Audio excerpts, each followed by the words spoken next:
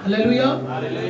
तो मैं सभी भाई बहन का मसीह में मैं स्वागत करता हूँ। प्रभु की उपस्थिति में आप सभी लोगों का स्वागत है। जोर से बोले हालेलुया। प्रभु के नाम की स्तुति महिमा हो। जोर से बोले हालेलुया। तो आज आप लोग वचन के लिए तैयार हैं। मैं ऐसे एक मनुष्य आपके सामने रखने जा रहा हूँ जिसको आप सुनेंगे और आपका जीवन में बहुत आशीष मिलेगा। जो बातें मैं बोलने पर हूँ यदि समझ जाएंगे तो आपको उद्देश्य मालूम पड़ेगा। आप चर्च क्यों आते हैं, क्यों हम प्रभु के पीछे चलना चाहते हैं, क्यों हम प्रभु के पीछे यूं ही जा रहे हैं। क्या जो हम कर रहे हैं वो पर्याप्त है क्या? आगे जो हमें करना चाहिए वो अभी तक हम नहीं कर पाए क्या? मेरी बात समझ पा रहे तो बोले हालेलुया। मैं इसलिए आप लोगों से एक विनती करता हूँ कि जब भी संदेश को बताया जाता है बड़े ध्यान से वचनों को आदर कीजिए। ये वचन हमारी जिंदगी को बदलेगा ही नहीं, हमारा परमेश्वर के उद्देश्य को हमारे जीवन में क्या करेगा, पूरा करेगा। प्रभु के नाम की स्तुति। मैं सिंपल सी बातों से शुरुआत करता हूँ। हमारे पास घर में राशन तो भरपूरी के साथ है, सब लोग बोलिए। ऐसा तो नहीं है कि आज हमें किसी दूसरे की सहायता मांगना पड़ रहा है।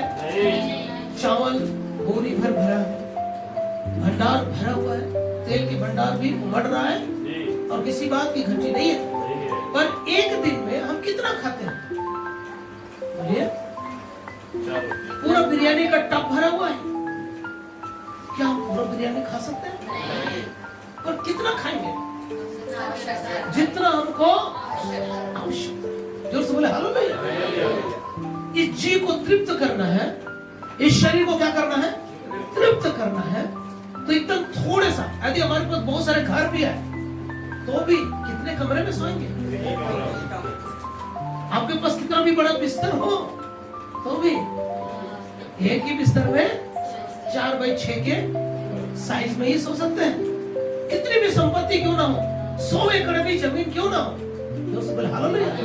जिस दिन मरेंगे इस बॉडी को दफनाया जाएगा तो जितना हमारा हाइट और साइज है उतना ही जमीन गहराई में, उतना ही चौड़ाई और लंबाई में हमें चाहे 100 एकड़ जमीन क्यों ना हो, वो 100 एकड़ जमीन उस टाइम पे काम आएगा क्या?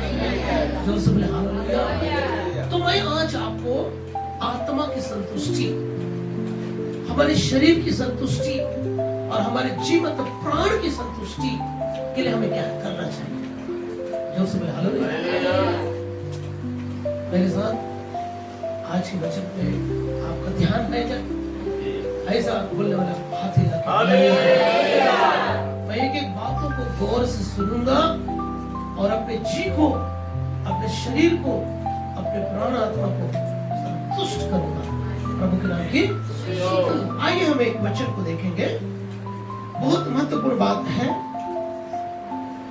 कि लूका का सुसमाचार उसका 15वां अध्याय और उसका 5वां वचन। Luke chapter 15 versus 5। बहुत ध्यान से इस वचन को पढ़ें। और जब मिल जाती है बड़े आनंद से उसे कंधे पर उठा लेता है और घर में आकर मित्रों और पड़ोसियों को इकट्ठा करके कहता है, मेरे साथ आनंद करो क्योंकि मेरी खोई हुई भेड़ मिल गई। बस जोर से बोले हालेलुया। बहुत सुंदर बात लिखा है कि भेड़ भटकती है। भेड़ क्या होती है? भटकती है। और चरवाहे क्या करता है? ढूंढता है। कितने को छोड़ के? 99 को छोड़ के एक को ढूंढने निकल जाती है। और जब वो मिल जाती है,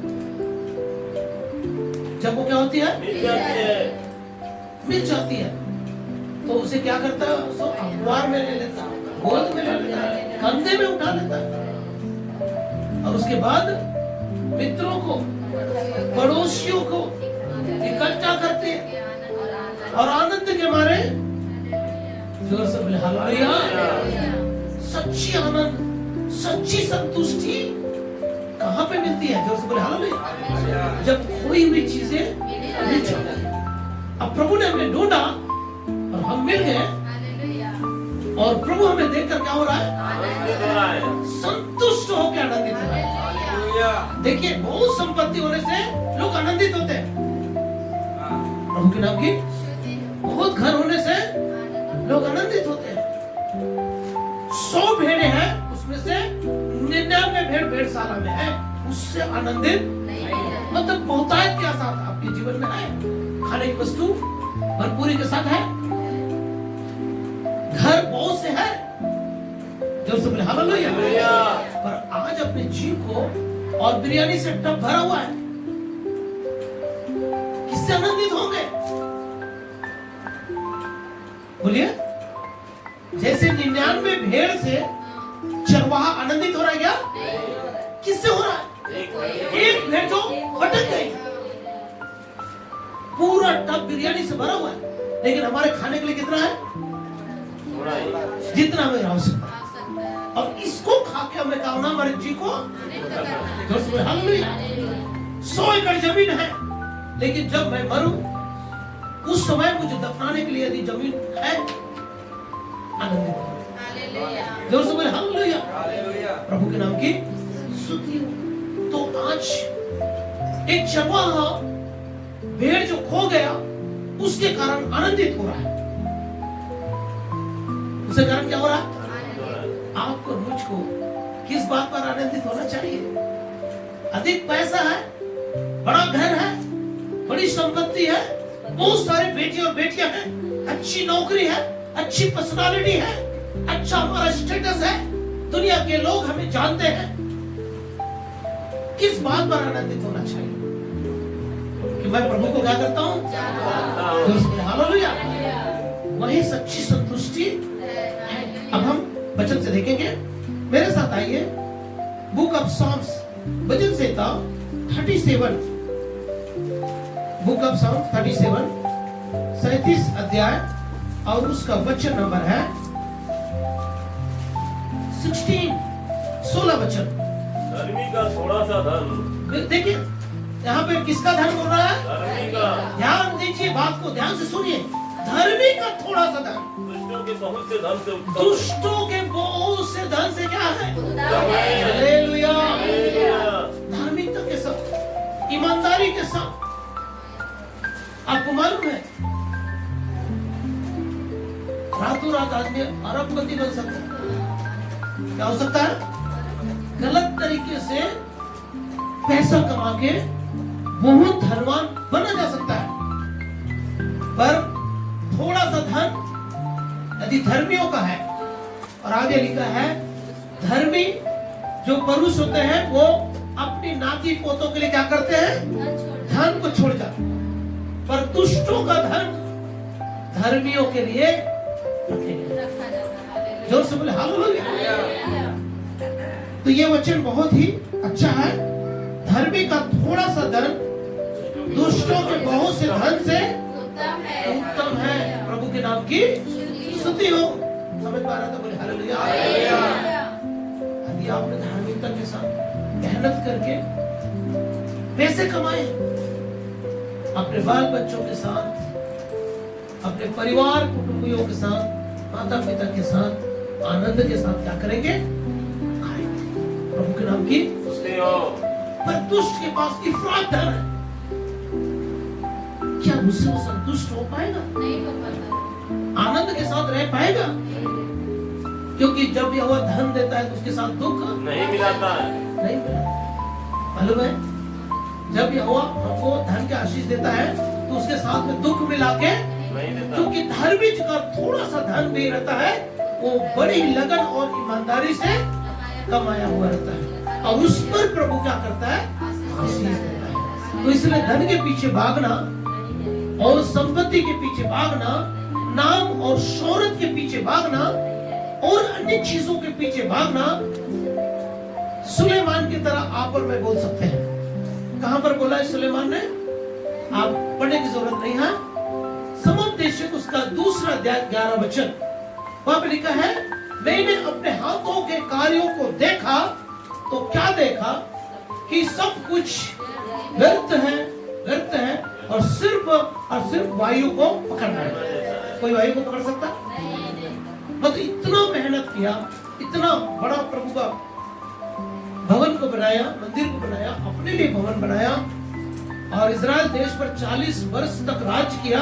और यहाँ तक बोलता है मैं अपने जी को किसी भी वस्तु को उपभोग करने से नहीं रोका, अपने जी को किसी भी वस्तु को उपभोग करने से नहीं रोका। मैंने इस धरती पर हर एक वस्तुओं का क्या किया है?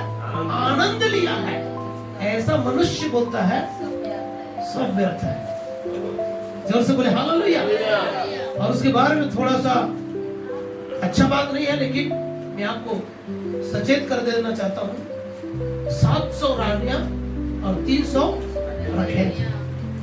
ऐसा व्यक्ति यदि वो संतुष्ट नहीं हो रहा है और कहता है कि सब कुछ क्या है व्यर्थ और वायु को पकड़ना है, ना तो हम सुलेमान जैसा इतना बुद्धिमान है और ना ही उसके जैसा वैभव है। आपको मालूम होना चाहिए, यीशु ने उसकी गवाही देकर कहा शिबा की जो रानी थी वो पृथ्वी के छोर से सुलेमान का ज्ञान सीखने के लिए आई थी, पर यहाँ जो खड़ा है उससे भी बड़ा है, उससे भी बड़ा। जोर से बोलो। यीशु ने उस व्यक्ति की गवाही अपने साथ क्यों जोड़ा? वो और दूसरे की गवाही को और दूसरे का टाइटल अपने नाम के आगे रख सकता था, परंतु सुलेमान का नाम क्यों रखा? यहाँ पर एक क्वेश्चन है, आपके मन में कोई आंसर है? सुलेमान के पास बहुत अद्भुत बुद्धि था, उसका राज्य बहुत अच्छे से उन्होंने चलाया बुद्धिमानी के साथ, और उसके राज्य में कोई युद्ध नहीं हुआ। मैंने लास्ट वीक बता दिया, उसने 4 दुश्मन को पहले खत्म कर दिया। किसी को याद है? याद है? अपने पास रखिए और अपने जहन में बैठा के रखिए। जोर से बोले हालेलुया। ऐसा व्यक्ति जिसने कोई युद्ध नहीं लड़ा, शांति का समय था। जोर से बोले हालेलुया। 40 साल तक इस्राएल पर क्या किया? इस्राएल और यहूदा दोनों पर राज्य किया, प्रभु के नाम की स्तुति हो। ऐसा व्यक्ति बोलता है सब कुछ वायु को पकड़ना। आइए एक और वचन से मैं आपको समझाने की कोशिश करता हूँ। मेरे साथ आइए जरा, नीति वचन उसका 23 अध्याय और उसका 4 और 5 वचन को पढ़ें। धनी होने के लिए सुनिए, धनी होने के लिए परिश्रम ना करना। ऐसा व्यक्ति बोल रहा है जो बहुत ही धनवान है। जोर से बोले हालेलुया। कौन बोल रहा है? कंगाल आदमी बोलता तो थोड़ा सोचते, भाई हम कितना भी मेहनत करेंगे हम सुलेमान जैसा धन इकट्ठा कर पाएंगे क्या? लेकिन पृथ्वी में सबसे धनाढ्य राजा, बुद्धिमान राजा कह रहा है धनी होने के लिए परिश्रम ना करना। पहला जो वचन हमने पढ़ा उसको कौन लिखा? वचन सीता को कौन लिखा है? और इस वचन को कौन लिख रहा है? तो बेटा और पुत्र, बेटा और पिता, बाप और बेटा, पिता और पुत्र का एक ही कथन है। दोनों पैसे के लिए क्या बोल रहा है? जरा पढ़ेंगे। धनी होने के लिए परिश्रम ना करना। धनी होने के लिए परिश्रम ना करना। अपनी समझ का भरोसा छोड़ना। अपनी समझ का भरोसा छोड़ना। क्या पांचवा तू वचन, अपनी दृष्टि क्या तू अपनी दृष्टि उस वस्तु पर लगाएगा जो है ही नहीं, जो है ही नहीं, वह उकाब पक्षी के समान पंख लगाकर निसंदेह आकाश की ओर उड़ जाता है। जोर से बोले हालेलुया। रातों रात लखपति, करोड़पति, अरबपति, और रातों रात करोड़पति, कंगालपति।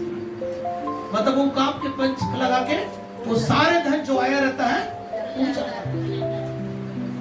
ऐसे धन के प्रति रवैया बता रहा है सुलेमान। जोर से बोले हालेलुया। और यही बात पिता दाऊद ने भी कहा। पिता दाऊद ने भी यही बात कहा।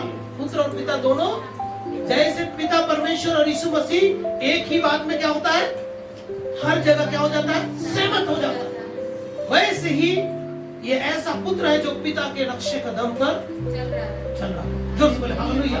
हमें भी अपने पिता के नक्शे कदम, हमारा पिता कौन है? यीशु है। यीशु किसके नक्शे कदम पर चला? परमेश्वर पिता। और हमें भी यीशु के नक्शे कदम जो बाइबल में लिखा है उसके अनुसार हमें चलना चाहिए। प्रभु के नाम की स्तुति हो।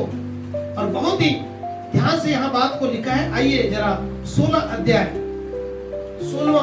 नीति वचन उसका 16 अध्याय उसका 8वां वचन, एक ही वचन को पढ़ना, बहुत ध्यान से पढ़िए। अन्याय के बड़े लाभ से, सुनिए, अन्याय और अधर्म के बड़े लाभ से न्याय से थोड़ा ही प्राप्त करना उत्तम है। हालेलुया। न्याय से, ईमानदारी से थोड़ा ही धन प्राप्त होता है। वो कैसा होता है? हमारे जीवन को क्या लगता है? संतुष्टि देता है, तृप्ति करता है। जोर से बोले हालेलुया। प्रभु के नाम की स्तुति हो। हमारे जीव में, हमारे प्राण में, हमारे शरीर में क्या होना चाहिए? बोलिए, संतुष्टि, सेटिस्फेक्शन होना चाहिए। तो हमें क्या काम नहीं करना चाहिए? हमें मेहनत नहीं करना चाहिए? बिल्कुल करना चाहिए। और उसके पीछे लालसा करके उसके पीछे धन इकट्ठा करना, जमीन जायदाद खरीदना और सब चीज, जो चीज पाए उसको पाने की इच्छा रखना, ये आंखों की अभिलाषा, ये शरीर की अभिलाषा, ये जीविका का क्या है? घमंड है। जोर से बोले हालेलुया। तो यहाँ बैठे भाई बहन, मैं आपसे बड़ी विनम्रता से कहना चाहता हूँ, प्रभु का सेवक होने के नाते, कि आपका जी किस तरफ लगा हुआ है। यदि आपका जी मैं जो कह रहा हूँ उसके ऊपर लगा है, तो मेरे साथ एक वचन को निकालेंगे। ये है, आपको मिल जाएगा यशायाह नबी की पुस्तक उसका 26वां अध्याय उसका 9 वचन में मिल जाएगा। किसी को मिल रहा है तो बड़े ध्यान से इस वचन को पढ़ेंगे। रात्रि के समय जी से तेरी मैं क्या करता हूँ? लालसा करता हूँ। जी से तेरी लालसा करता हूँ। मेरा संपूर्ण मन यत्न से तुझे ढूंढता है। क्योंकि जब तेरे न्याय के काम इस पृथ्वी पर क्या होते हैं? प्रकट होते हैं। तब जगत के लोग क्या करते हैं? धर्म को सीखते हैं। रात्रि के समय मैं आज रात्रि में काफी देर हो गया, मैं सो नहीं पा रहा, शरीर से मैं एकदम थका हूं। जो से बोले हालेलुया। पर मैं सो नहीं पा रहा और मैं उलट हो रहा हूं बार बार। और मैं कल क्या प्रचार करूंगा, कुछ नहीं सूझ रहा है मुझे।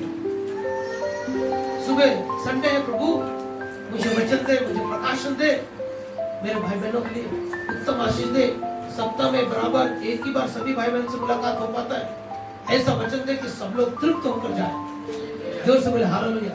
रात्रि के समय जी से मैं तेरी क्या करता हूँ? लालसा करता हूँ। और जब हमारा जी प्रभु की क्या करे? लालसा करे। संसार के धन के प्रति नहीं, संसार के नाम और शौहरत के पीछे नहीं, परंतु किसके पीछे लालसा कर रहे हैं? परमेश्वर को पाने की लालसा मेरा जी यदि करे तो वो सबसे उत्तम बात होती है। प्रभु के नाम की मेरी बात समझ रहे थे? हाथ दिला के बोलिए हालेलुया। प्रभु के नाम की। अब इसके अवेजी में, इसके उपरांत मैं आपको 3 महत्वपूर्ण बातों को आपके सामने मैं रखूंगा। एक व्यक्ति है जिसके बारे में आज हम चर्चा करेंगे। मेरे साथ आइए, जिसने ना तो संसार के धन, नाम और शोहरत और संसार में धन इकट्ठा नहीं किया। क्या हो सकता है? कौन हो सकता है? बाइबल का कैरेक्टर को सुझाइए जरा। ओके, जरूर यीशु इस जगत में जब आया तो वो घर बसाने के लिए आया था, घर बनाने के लिए आया था। क्या करने आया था? जोर से बोले हालेलुया। आपका और मेरा घर बनाने के लिए, स्वर्ग में आपका और मेरे लिए जगह बनाने के लिए आया। जोर से बोले हालेलुया। संसार में किसी चीज की लालसा की, ना धन की लालसा की, ना बेटा बेटी की लालसा की और ना प्रॉपर्टी का। जोर से बोले हालेलुया। हर समय पिता की इच्छा को पूरा करता है और पिता के साथ क्या करता रहा? चलता रहा। और यहाँ तक लिखा है अपने पिता को उसने प्रसन्न किया। तो कैसे प्रसन्न किया? जब वो बपतिस्मा लेकर निकला और यरदन नदी से, तब आकाशवाणी हुई और उस आकाशवाणी में हुआ कि ये मेरा प्रिय पुत्र है, इससे मैं अत्यंत प्रसन्न हूँ। चलिए, ये बात तो यीशु नहीं चल रही है, क्योंकि परमेश्वर पुत्र है, वो परमेश्वर को क्या कर सकता है? प्रसन्न कर सकता है। क्या हम मनुष्य में भी कोई ऐसा व्यक्ति है हाँ, यहाँ जो बैठे हैं? बताइए जरा, जोर से बोले हालेलुया। हालेलुया। जब परमेश्वर का पुत्र यीशु इस जगत में आकर के, थोड़ा पर्दा हटा लीजिए, जोर से बोले हालेलुया। हालेलुया। उसने किसको प्रसन्न किया? परमेश्वर को प्रसन्न किया, हालेलुया। और परमेश्वर के साथ साथ क्या करता रहा? चलता रहा। तो हम मनुष्यों में से एक व्यक्ति है जिसकी चर्चा आज हम करेंगे। हालेलुया। उसको ना तो धन की लालसा थी, ना प्रॉपर्टी का, ना बेटा बेटी का, और ना ही संसार में किसी चीज को उसने अपने जीव को तृप्त किया, परंतु किससे वो तृप्त हुआ? परमेश्वर के साथ होने के द्वारा वो तृप्त हुआ। जोर से बोले हालेलुया। आइए जरा genesis, book of genesis chapter 5 versus 24, 23, 24 में आप डायरेक्ट 24 को पढ़िए, एक ही वचन। Book of genesis chapter 5 versus 24। हनोक परमेश्वर के साथ साथ चलता था। देखिए, परमेश्वर के साथ साथ क्या करता था? चलता था। फिर वह लोप हो गया। फिर वो क्या हो गया? लोप हो गया, क्योंकि परमेश्वर ने उसे उठा लिया। वाह, कितनी अद्भुत बात है। हम यीशु के बारे में बात कर रहे थे, और यीशु भी बादलों में, कहाँ पे? मृतों के काम, उसका दूसरा पहला अध्याय, उसका 11 वचन के आसपास में हम क्या पढ़ते हैं? ये वह उनसे बातें कर ही रहा था, और बात करते करते बादल ने उसे घेर लिया, और बादल ने उसे क्या कर दिया? छुपा लिया। ऐसे ही लिखा है, जरा पढ़ेंगे। मृतों के काम उसका पहला अध्याय, उसका 10 और 11 होना चाहिए। प्रभु के नाम के ये जाते समय हाँ, जब वे आकाश की ओर ताक रहे थे, तो देखो देखो, दो पुरुष हाँ, श्वेत वस्त्र पहने हुए उनके पास आ खड़े हुए, हाँ, और उसने कहा, हे गलीली पुरुषों, हे गलीली पुरुषों, तुम क्यों खड़े आकाश की ओर देख रहे हो? तुम क्यों खड़े आकाश की ओर? एक्चुअली में 9 वचन लिखा है। वो यह कहकर उनके उनके देखते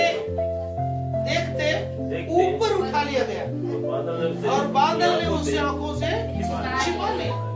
और उसके जाते समय, अब 10 वचन को पढ़िए। उसके जाते समय जब जब वे वे आकाश की ओर ताक ताक रहे थे, तो तो देखो दो पुरुष श्वेत श्वेत वस्त्र पहने हुए उनके पास आ उनके पास आ खड़े खड़े हुए, हुए, और उनसे कहा, उनसे कहा, हे गलीली हे गलीली पुरुषों, तुम क्यों खड़े क्यों आकाश की क्यों ओर खड़े देख आकाश की रहे हो? ओर देख देख रहे हो? यही यीशु यही यीशु जो तुम्हारे पास से जो स्वर्ग तुम्हारे पर पास से स्वर्ग में उठा उठा लिया गया, जिस रीति से तुमने जिस रीति से तुमने उसे स्वर्ग को जाते हुए देखे हो, उसी रीति से उसी रीति से वो फिर फिर आएगा। वापस आएगा। जोर से बोले हालेलुया। ये बड़ी सच्चाई है। यीशु जीते की बादलों में उठा लिया गया। उनके नाम की मुर्दों में से जी उठने के बाद वो सबके सामने से, ऐसा नहीं, अभी हनोक के बारे में लिखा है, वो गुप्त में उठा लिया गया। क्या कर लिया गया? गुप्त में उठा लिया गया। वो लोप हो गया, लिखा है। हाँ, क्या हो गया? लोप हो गया। लेकिन 500 लोगों के बीच में से यीशु बादलों में, उठा लिया और गया। बादल ने उसे क्या कर लिया? छिपा लिया। छुपा लिया। प्रभु के नाम की शुद्धि। जो बोले हालेलुया। हालेलुया। तो पहली बात जो हनोक के जीवन में हमने देखा, वो परमेश्वर के साथ साथ चलता रहा। चलता रहा, मतलब आखिरी समय तक, उठा ले जाने तक। ऐसा नहीं कि एक बार हम चर्च आ गए, उसके बाद हमारा कोटा फुल हो गया, नहीं। बहुत बड़ा भक्ति का मान पुरुष बन गए, अब हमें चर्च आने की जरूरत नहीं, हमने बहुत प्रभु के साथ चल लिया। ऐसा है क्या? नहीं। ऐसा है? देखो, साथ साथ चलता रहा। हालेलुया। हनोक परमेश्वर के साथ साथ चलता रहा। एक बार साथ चले तो बोलते हैं, हाँ ठीक है ना? साथ साथ का मतलब क्या हुआ? बहुत बार बार यीशु ने बोला, मैं तुमसे सच सच कहता हूँ। हाँ, एक बार सच बोले तो काफी है। हाँ, यीशु बोले तो 100% सच है, हाँ, लेकिन यीशु ने बार बार बोला, मैं तुमसे सच सच कहता हूँ। हनोक के विषय में बोल रहा है, हनोक साथ साथ चलता रहा। मतलब आखिरी समय तक, बादलों में उठा ले जाने तक, लोप होने तक वो परमेश्वर के साथ साथ क्या करता रहा? चलता रहा। यीशु भी अंतिम समय तक अपने पिता के साथ साथ चलता रहा। और ये दोनों के विषय में हमने देखा बादलों में। एक तीसरा व्यक्ति भी है, बोलिए जरा, एक तीसरा व्यक्ति भी है, उसका नाम पता है? अपने जुबान से एक स्वर पे सब लोग बोल सकते हैं। कौन है तीसरा व्यक्ति? एलिया भी है, जो जीते जी बादलों में। आइए जरा उसके कैरेक्टर में से कुछ बातों को देखेंगे। दूसरा राजा की किताब, उसका दूसरा अध्याय, उसका पहला वचन जरा पढ़ेंगे। दूसरा राजा, दूसरा अध्याय, पहला वचन। जब यहोवा एलिया को बवंडर के द्वारा हाँ। स्वर्ग में उठा लेने की को था, तब एलिया और देखिए ये सडनली नहीं होता है। आज आप चर्च में आ गए भक्तिमान पुरुष बन के और सबके सामने से उठा लिए जाएंगे, ऐसा नहीं है। प्रभु के नाम की हनोक के बारे में लिखा है, वो 365 बरस के थे। कितने बरस के थे? 365 साल में कितना दिन होता है? और हनोक भी 365 बरस तक जीवित रहा, और 365 बरस तक वो प्रभु के साथ साथ चलता रहा। इसका मतलब हमें भी 366 दिन तक प्रभु के साथ साथ चलना चाहिए। प्रभु के नाम की। तो एलिया के साथ 4 पड़ाव आते हैं। कितने पड़ाव आते हैं? 4 पड़ाव आते हैं। जरा पढ़ेंगे। एलिया ने एलिशा से कहा, दूसरा वचन। एलिया ने एलीशा से कहा, यहोवा तुझे बेतेल तक भेजता है, इसलिए तू यहीं ठहरा रह। जोर से बोले हालेलुया। हालेलुया। बेतेल का अर्थ सबको पता है क्या? बेतेल का अर्थ चर्च में बहुत बार प्रचार किया गया। किसी को याद है? बेतेल मतलब क्या? रोटी का रोटी का स्थान। प्रभु के नाम की। स्तुति हो। हम बेतेल के बारे में एलीमेलेक का कहानी जब पढ़े थे रूत की किताब में, जी, जी, जी। बेतेल जो रोटी का स्थान था उनके लिए अकाल पड़ा हुआ था। और भैया सब ने एक अच्छा वचन बताया, आमोस अध्याय 12 का 8। हाँ, वहां से हमने पढ़ा कि उस समय लोगों को खाने पीने की वस्तु का भूख नहीं रहेगा, परंतु यहोवा सिर्फ परमेश्वर के वचन का क्या रहेगा? अकाल रहेगा। अकाल रहेगा। अब रोटी के स्थान पे हमारे जैसे छत्तीसगढ़ को कहा जाता है धान का कटोरा, और वहां पे कोई भूखा मरे, ऐसा हो सकता है क्या? लेकिन आपको मैं सच्चाई बता दूं, छत्तीसगढ़ के लोग ज्यादातर अदर स्टेट में जाके टीका बनाने के लिए पलायन करते हैं। समझ में आ रहा है? आजकल थोड़ा कंट्रोल हो गया है, बहुत कंट्रोल हो गया है। उनके नाम की। आज से मैं 20 साल पहले, 25 साल पहले हर गांव के लोग पूरा उजड़ जाते थे, चले जाते थे। उनके नाम की। वहां पे धान की भरपूरी है और वहां पे कोई आदमी भूखा नहीं रहता, और अगल बगल वालों को बुला के खिलाता है। प्रभु के नाम की महिमा हो। तो ये बेतेल मतलब होता है रोटी का स्थान। जिस जगह पे रोटी का स्थान है वहां प्रभु एलिया को लेकर गए। हालेलुया। आप यहाँ सभी बैठे भाई बहनों के लिए ये कौन सा स्थान है? बोलिए सब लोग। ये बेतेल है। और याकूब ने बेतेल के विषय में क्या कहा? कहा ये स्थान बहुत ही भयानक है। ये परमेश्वर के भवन और परमेश्वर के फाटक, दूसरा के फाटक चला, दूसरा कुछ भी, और उसका नाम रखा बेतेल। जहाँ पर भोजन वस्तु की घटी, जहाँ पे परमेश्वर के वचन का कभी घटी हुआ आपको? यहाँ पे बैठे मैं भाई से पूछ रहा हूँ, कभी आपको मैंने वचन की कमी किया है? वचन की कोई घटी यहाँ पर? तो ये स्थान है बेतेल। एलिया को कहाँ से गुजरना पड़ा? बेतेल से। मतलब रोटी के स्थान से जहाँ पे वचन का प्रकाशन मिलता है, उस स्थान पे आप और मैं हम बैठे हैं। सब लोग बोले हालेलुया। हमारा स्वर्ग जाना एकदम पक्का है। एलिया बेतेल से होकर गुजरा, रोटी के स्थान से होकर गुजरा, इसलिए परमेश्वर ने एलिया को बादलों में। तो रोटी का मतलब, रोटी के स्थान का मतलब समझ गए? बेतेल। और पहले वो कहाँ गया? बेतेल को गया। दूसरा, यहोवा के और तेरे जीवन की शपथ मैं तुझे नहीं छोड़ूंगा। अब डायरेक्ट अगला वचन को पढ़ेंगे, चौथा वचन को पढ़ेंगे। एलिया ने उससे कहा, हाँ, हे एलीशा, यहोवा मुझे यरीहो को भेजता है, यरीहो को भेजता है, इसलिए तू यहीं ठहरा रह। तो यहीं क्या कर? यरीहो ये कौन सा नगर है? कनान देश का पहला नगर है। इस नगर से होकर ही हमको गुजरना पड़ेगा। यरीहो नगर को कहा जाता है बहुत ही दुष्ट नगर। कौन सा नगर? मतलब सताव का जगह कहना चाहिए। तो आपने देखा होगा जब हम प्रभु के साथ चलते हैं हमारे जीवन में, या यरीहो को हम दूसरा भाषा में कह सकते हैं संसारिकता हमारे चारों ओर है। सच बात है, चारों ओर संसारिकता के बीच से आपको गुजरते हुए जाना है। यरीहो मार्ग, यरीहो का मार्ग चौड़ा मार्ग। यीशु ने 2 मार्ग बताया था, एक सकरा मार्ग जो जीवन को जाता है और एक चौड़ा मार्ग है। संसार का मार्ग है चौड़ा मार्ग, और चौड़ा मार्ग से जाते हुए भी आपको स्वर्ग मार्ग मिल जाएगा।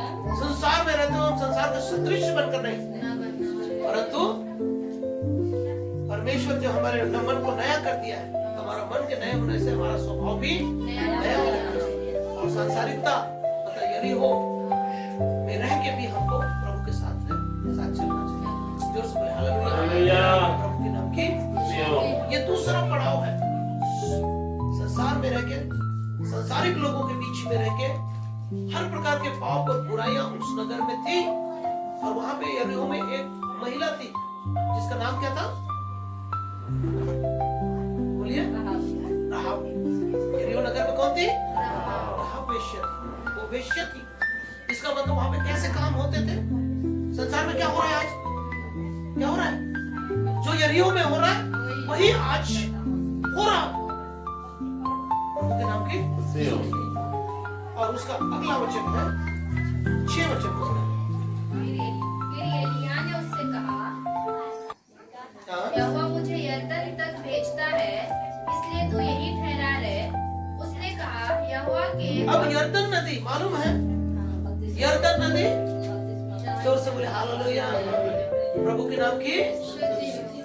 संसार में रहते हुए, पहला रोटी के स्थान में रहते हुए, यरदन नदी मतलब ये सीधा सीधा किसको दिखाता है? बपतिस्मा को दर्शाता है।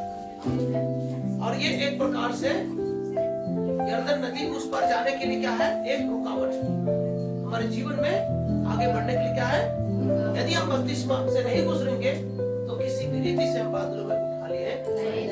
तो रोटी का स्थान मतलब वचन का अध्ययन। जो रोटी का स्थान मतलब वचन का गहरा अध्ययन। जो व्यक्ति रोटी खाता है, परमेश्वर के वचन को पढ़ता है और वचन का अच्छा क्या करता हो? अध्ययन करता हो।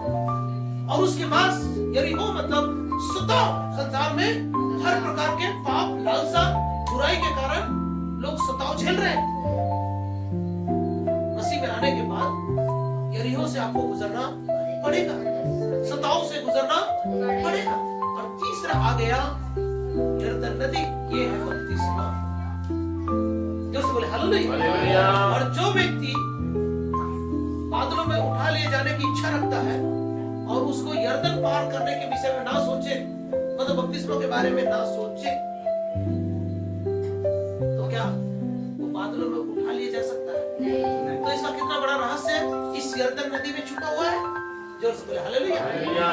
और उसके बाद आता है, क्या हो गया? 3 पड़ाव हो गया। 3 पड़ाव के बाद अब उसको सीधा क्या होना है? उठा ले जाना है। जरा 10 वचन को पढ़ेंगे। एलिय्याह ने कहा, तूने कठिन बात मांगी है, तो भी यदि तू मुझे उठाने जाने के बाद देखने, जब वहां पहुंच गया, 8वां वचन से पढ़िए।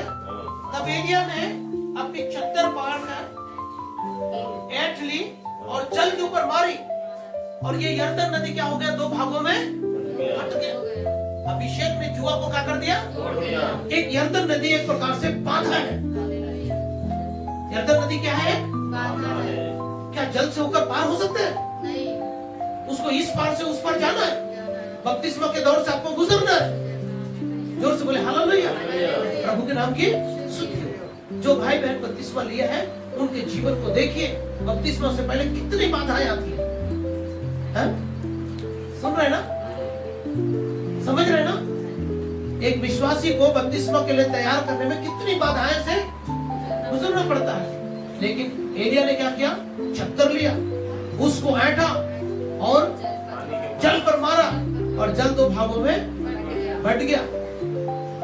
और स्थल ही स्थल उस पार एलिया और एलीशा पार हो गया। और जब वहां स्थल उस पार पहुंच गया, यरदन पार जब वो पहुंच गया तो क्या होता है वहां पे? एलिया ने एलीशा से कहा, इससे पहले कि मैं तेरे पास से उठा ले जाऊं, जो कुछ तू चाहे तेरे लिए करूं वह मांग। एलीशा ने कहा, तुझ में जो आत्मा है उसका दूना भाग मुझे मिल जाए। हालेलुया। सुन रहे? अभी पहले कहा मैं बेतेल को जाने पर हूं, तू यही ठहरा रहा, तेरे जीवन की शपथ मैं तुझे नहीं छोड़ूंगा। मतलब एक अच्छा मार्गदर्शक, एक अच्छा गुरु जिसके अंदर क्या है बोलिए? वो सारे गुण है। वचन सुनाने का गुण है, जो उसको बोले हालेलुया।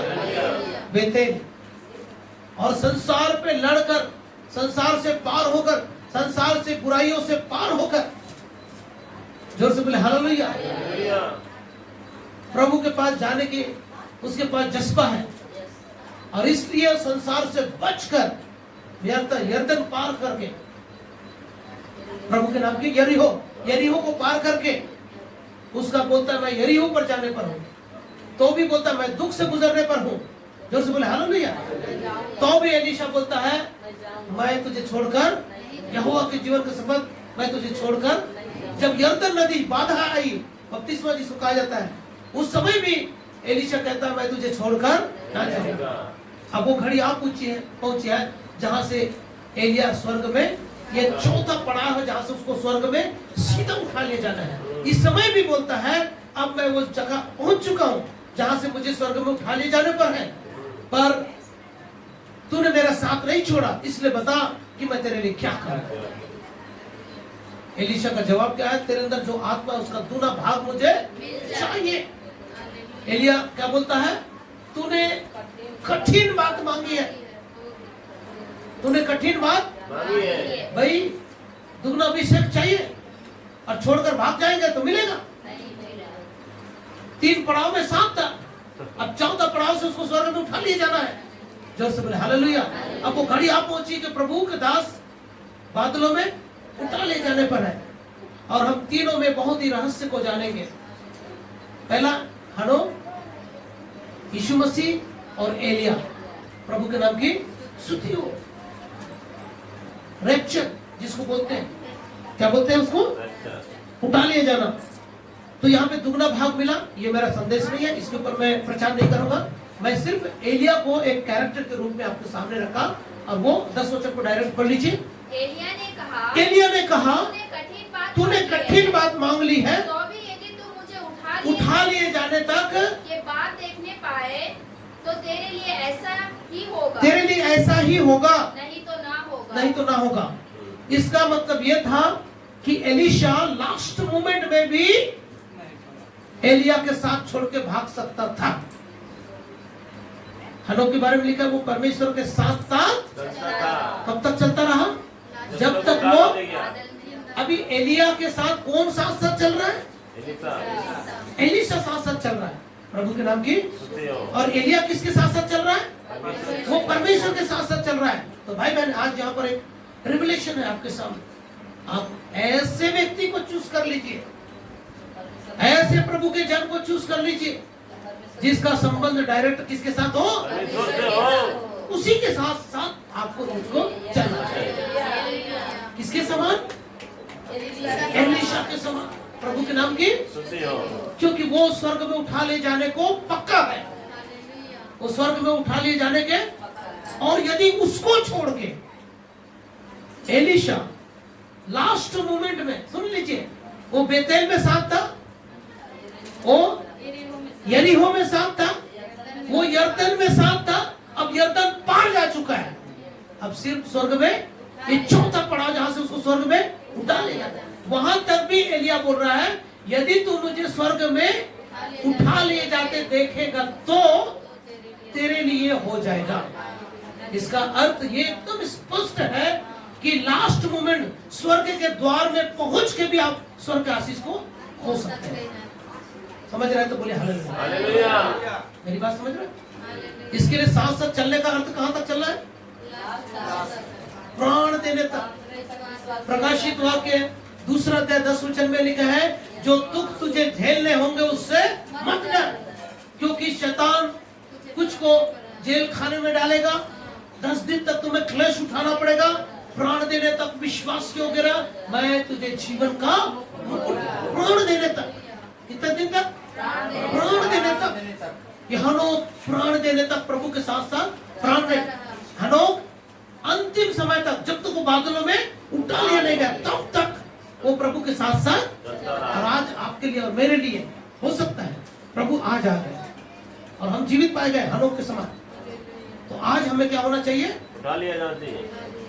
मतलब हमें प्रभु के साथ साथ साथ चलना चाहिए। साथ साथ हमें क्या करना चाहिए? सब लोग बोले हालेलुया। मुझे आज प्रभु के साथ साथ चलना है। तो हम प्रभु के साथ बादलों में किसकी संगति करना है? कैसी संगति करना है? किसका साथ नहीं छोड़ना है? सुन लिया स्पष्ट रूप से। यदि एलिया का साथ छोड़ दिया होता लास्ट मोमेंट में, तो भी वो दुगना अभिषेक उसका नहीं पाता। प्रभु के नाम की स्तुति महिमा हो। जोर से बोले हालेलुया। यहाँ तक हम आगे बढ़ेंगे। पहला पॉइंट हमने देखा, परमेश्वर के साथ साथ। हमने यीशु को देखा, वो परमेश्वर के साथ चला। हमने हनोक को देखा, परमेश्वर के साथ चला। हमने एलीशा को देखा, एलिया के साथ साथ चला। और एलिया को देखा, किसके साथ चला? परमेश्वर के साथ साथ चला। इसलिए वो एलिया के पीछे गया एलीशा, क्योंकि वो परमेश्वर के साथ साथ। अपने आस पड़ोस में वाच कीजिए, अपने भाई बहनों को, सेवकों को देखिए कौन परमेश्वर के साथ साथ, उसके साथ साथ आपको चलना चाहिए। जोर से बोले हालेलुया। दूसरा पॉइंट पे आएंगे। आइए जरा मेरे साथ दूसरा पॉइंट, इब्रानी की पुस्तक उसका 11वां अध्याय 5 वचन। बुक ऑफ इब्रानी चैप्टर 11 वर्सेस 5। विश्वास ही से हनोक उठा लिया गया कि मृत्यु को ना देखे, वो मृत्यु को ना देखे, और उसका पता नहीं मिला, क्योंकि परमेश्वर ने उसे उठा लिया था। और उसके उठाए जाने से पहले उसकी यह गवाही दी गई थी कि उसने परमेश्वर को प्रसन्न किया है। दूसरा महत्वपूर्ण चीज आपके सामने रखता हूँ, साथ साथ चलना काफी है क्या? बोलिए हालेलुया। हनोक परमेश्वर के साथ साथ चला, लेकिन उसके साथ साथ उसने कुछ किया। उसने परमेश्वर को कैसे प्रसन्न किया होगा? घूस दे करके, लालच दे करके। जो आज बहुत सारे लोग हैं, जो बहुत सारे लोग हैं जो परमेश्वर के साथ मंदिर में भी थोड़ा सा चालाकी करते हैं। समझ में आ रहा है? समझ रहे हैं ना? हमने बहुत सारी चीज चालाकियों को जानते हैं, और कभी कभार हम लोग भी ऐसी चालाकियां करते भी हैं। ये चलेगा क्या? परमेश्वर को प्रसन्न कैसे किया जा सकता है? यीशु ने परमेश्वर को कैसे प्रसन्न किया? उनकी आज्ञाओं को, प्रभु के नाम की। परमेश्वर को प्रसन्न करने वाला जीवन, जो परमेश्वर को अच्छा नहीं लगता है, वो काम हम करेंगे तो परमेश्वर हमसे प्रसन्न होगा? जोर से बोले हालेलुया। तो हमें वो काम करना चाहिए जो परमेश्वर को अच्छा लगता है। तो क्या बातें हैं जो हमें करना चाहिए?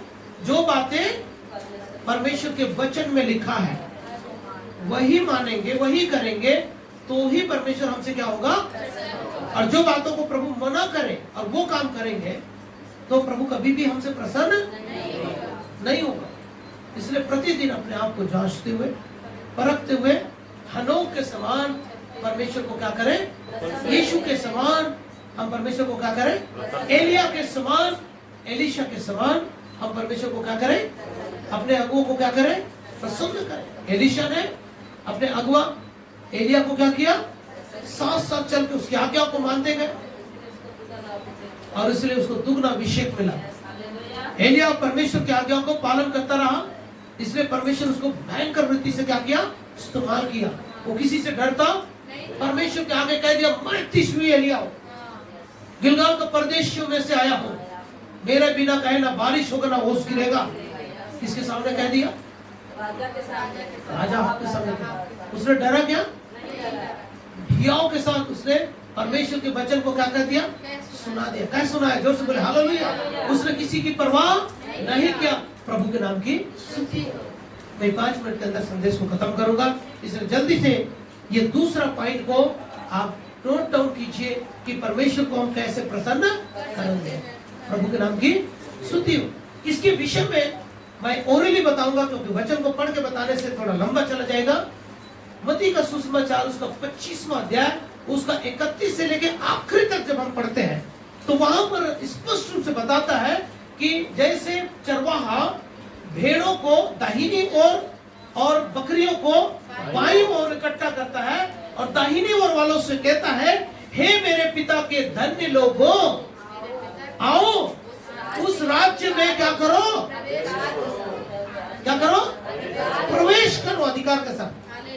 क्योंकि क्यों प्रवेश करेंगे? उसका कुछ बातें वहां पे लिखा है, एकदम सिंपल, परमेश्वर को प्रसन्न करने वाला सिंपल कुछ बातें हैं जिसको हम कर सकते हैं। जैसे कि भूखों को, प्यासों को, बेहाल को कपड़ा देना, मारे मारे फिरते हुए को अपने घर ले आना, और बीमार और बंदीगिरी में है उसकी उससे मिलने जाना। जोर से बोले हालेलुया। ऐसा करके हम परमेश्वर को क्या कर सकते हैं, प्रसन्न कर सकते हैं। जोर से बोले हालेलुया। हालेलुया।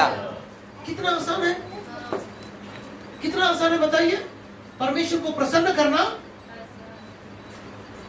आपको मालूम है शाऊल को परमेश्वर ने क्या बोला था? पहला शमूएल में उसका 23 पहला शमूएल उसका 15वां अध्याय और उसका 23 वचन को जब आप पढ़ते हैं 22 और 23 को, तो परमेश्वर के वचन में क्या लिखा है? आज्ञा मानना बलि चढ़ाने से उत्तम है।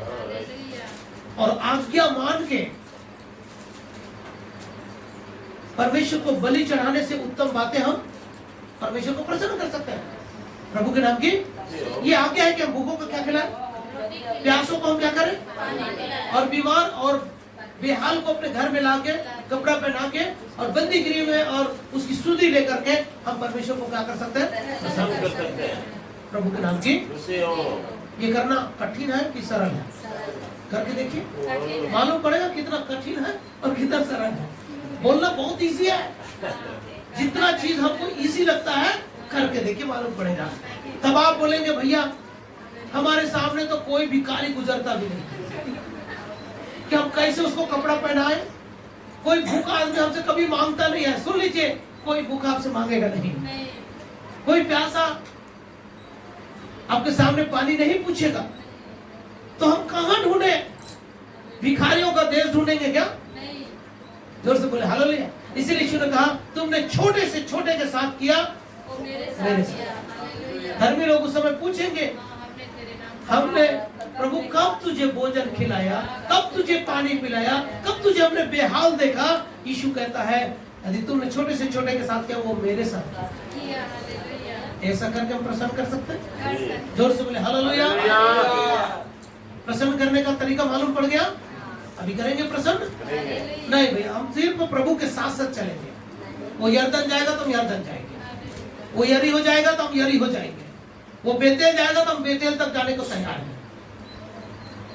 लेकिन प्रभु को प्रसन्न करना हमारे लिए कठिन है, तो भी हम चूक सकते हैं। अच्छे से जवाब दीजिए, चूक सकते हैं कि नहीं चूक सकते? एलिशा तो एलिया के साथ कहां तक पहुंच गया?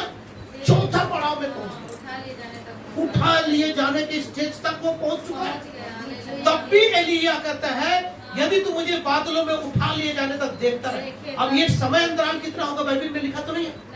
वो कब बेतेल गया, कितना दिन के बाद वो यरी हो गया, कितना दिन के बाद वो यरदन पार किया, और कितना दिन के बाद वो स्वर्ग में उठा लिया गया।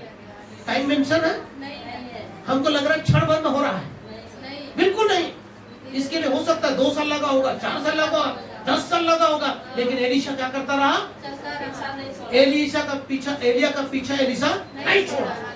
यही वो रीजन है कि उसने परमेश्वर को क्या किया, इसलिए दुगना भाग उसको मिला। प्रभु के नाम की स्तुति हो, जोर से बोले हालेलुया। हनोक ने भी अंतिम समय तक प्रभु के साथ साथ चलता रहा और साथ ही साथ वो परमेश्वर को प्रसन्न भी करता रहा। और यीशु मसीह के बारे में भी हम बोलने की जरूरत ही नहीं है कि उसने परमेश्वर को प्रसन्न नहीं किया, ऐसा बात ही नहीं है।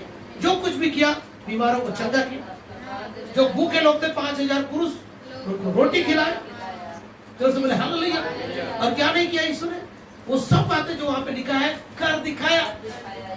इसलिए परमेश्वर उससे क्या था? प्रसन्न था। 3 व्यक्ति के बारे में तो देख लिया, चौथा हमारा नाम होना चाहिए। सब लोग बोलिए, तो चौथा व्यक्ति मैं हूँ। सब लोग बोलिए एक साथ, वो चौथा व्यक्ति, जोर से बोले हालेलुया। तो मैं एक और पॉइंट बताऊंगा और संदेश को खत्म करूंगा। वो है, आइए यहूदा की पत्री, उसका पहला 1 ही अध्याय है, प्रकाशित वाक्य के पहले मिलेगा, और उसका 14 और 15 वचन। इसको भी एक वचन पढ़ लीजिए, 2 वचन को, उसके बाद मैं ओरली एक्सप्लेन करके मैं संदेश को क्लोज करूंगा।